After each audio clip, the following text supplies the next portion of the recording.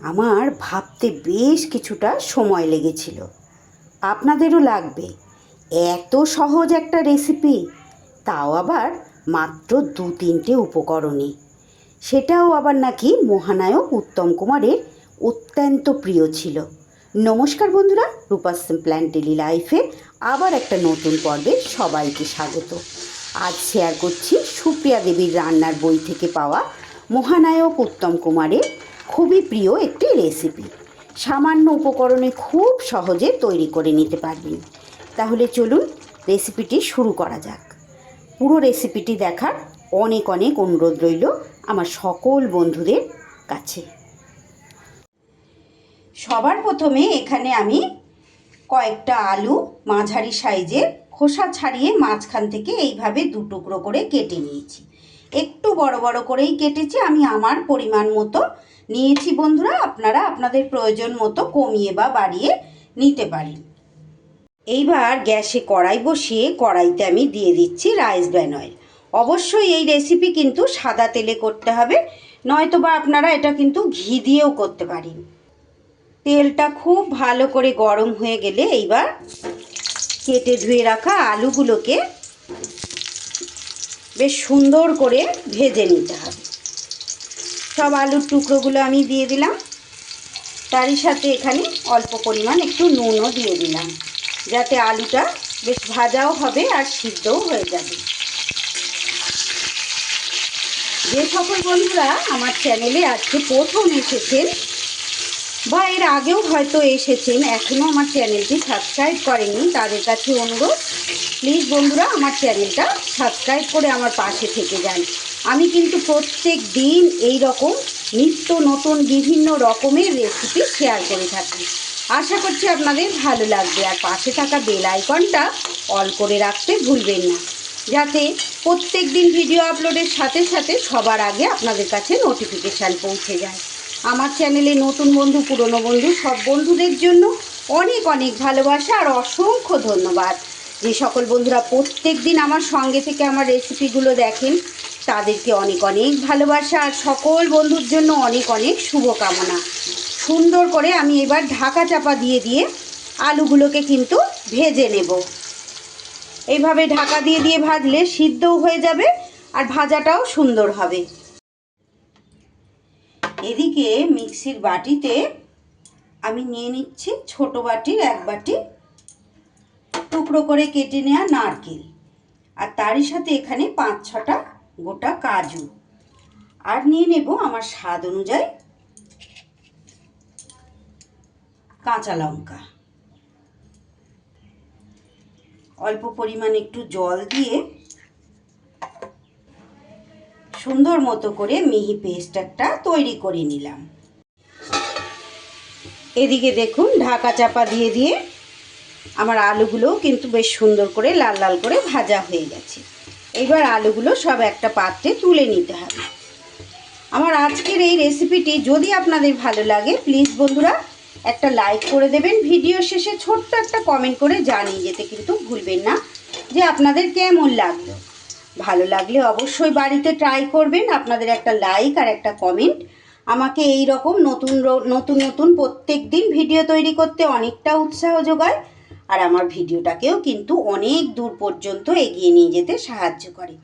এবার আমি এর মধ্যে 1 চামচ পরিমাণ ঘি দিয়ে দিলাম, আর এর মধ্যেই এবার ফোড়নে দিয়ে দিচ্ছি দেখুন 3টে ছোট এলাচ ফাটিয়ে নিয়েছি, আর লবঙ্গ, দারচিনি, তারই সাথে দিয়ে দিচ্ছি একটা তেজপাতা। ফোড়নটা থেকে সুন্দর গন্ধ বেরিয়ে গেলে এইবার যে মশলার পেস্টটা আমি তৈরি করলাম সেটা দিয়ে দিলাম।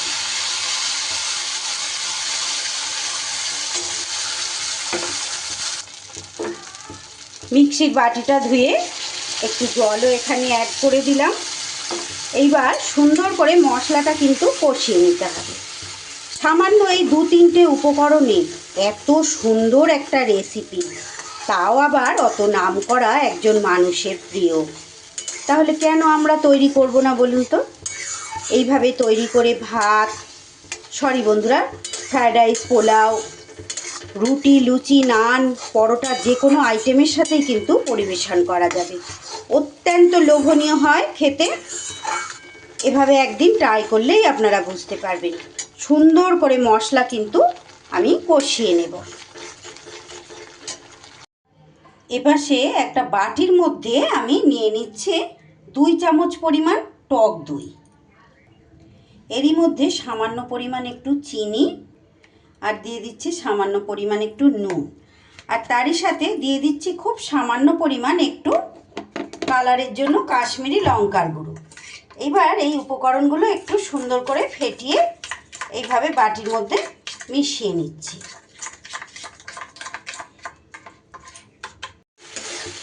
মশলাটা বেশ সুন্দর কষানো হয়ে গেছে। এইবার এই ফেটিয়ে রাখা টক দইটা কিন্তু দিয়ে দিলাম। অবশ্যই গ্যাসটা কমিয়ে নিয়ে দেবেন বন্ধুরা।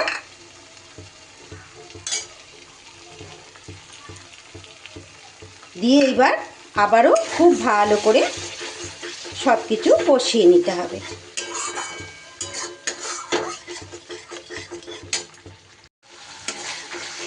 মশলাটা থেকে যখন এই রকম বেশ তেল ছেড়ে দেবে, এইবার আমি ভেজে রাখা আলুগুলো দিয়ে দেব। সুপ্রিয়া দেবীর একটা রান্নার বই থেকে পাওয়া উত্তম কুমারের খুবই প্রিয় এই রেসিপি একটা আমি আজ আপনাদের সঙ্গে শেয়ার করব। এটা যে কোনো স্পেশাল দিনে তো এইভাবে আপনারা আলুর রেসিপি তৈরিই করেন।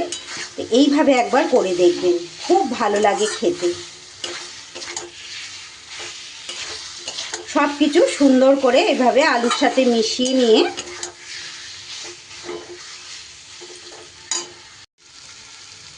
এইবার আমি দিয়ে দেব এখানে জল। ভাজার সময় আলুটা আমার অনেকটাই সিদ্ধ হয়ে গেছে, এখনও সিদ্ধ হবে, সেই মতো কিন্তু আন্দাজ করে জলটা এখানে দিয়ে দিতে হবে। দিয়ে আবারও ঢাকা দিয়ে দেব। একদম সহজ একটা রেসিপি বন্ধুরা, কিন্তু অত্যন্ত লোভনীয়। 3 থেকে 4 মিনিট লো ফ্লেমে এইভাবে ঢাকা চাপা দিয়ে রান্নাটা কিন্তু করে নিলাম। দেখুন আলু আমার খুব সুন্দর করে একদম সিদ্ধ হয়ে গেছে। এই সময় অবশ্যই নুন মিষ্টিটা একটু চেক করে নেবেন। এইবার ওপর থেকে আমি দিয়ে দিচ্ছি গুঁড়ো গরম মশলা, আর দিয়ে দেব সামান্য পরিমাণ আবারও একটু ঘি। এইবার ঘি আর গরম মশলাটা মিশিয়ে ঢাকা চাপা দিয়ে স্ট্যান্ডিং টাইমে কিন্তু রেখে দেব। কতটা লোভনীয় হয়েছে দেখে নিশ্চয়ই আপনারা বুঝতে পারছেন। এবার দেখুন বন্ধুরা কতটা লোভনীয় হয়েছে। আজ আমি স্পেশাল পরোটার সাথে সার্ভ করব। আপনারা আপনাদের পছন্দ মতো যে কোনো আইটেমের সাথেই পরিবেশন করতে পারেন। আলুর কোরমার রেসিপি আপনাদের কেমন লাগলো বন্ধুরা? ভালো লাগলে বাড়িতে ট্রাই করে দেখতে পারেন। আর একটা লাইক, কমেন্ট, শেয়ার ও সাবস্ক্রাইব করতে কিন্তু ভুলবেন না। আজকের মতো তাহলে বিদায় নিচ্ছি, আবার দেখা হচ্ছে নতুন কোনো রেসিপির সাথে। ততক্ষণ আপনারা সবাই খুব ভালো থাকুন, সুস্থ থাকুন। সকলকে অসংখ্য অসংখ্য ধন্যবাদ পুরো রেসিপি দেখার জন্য।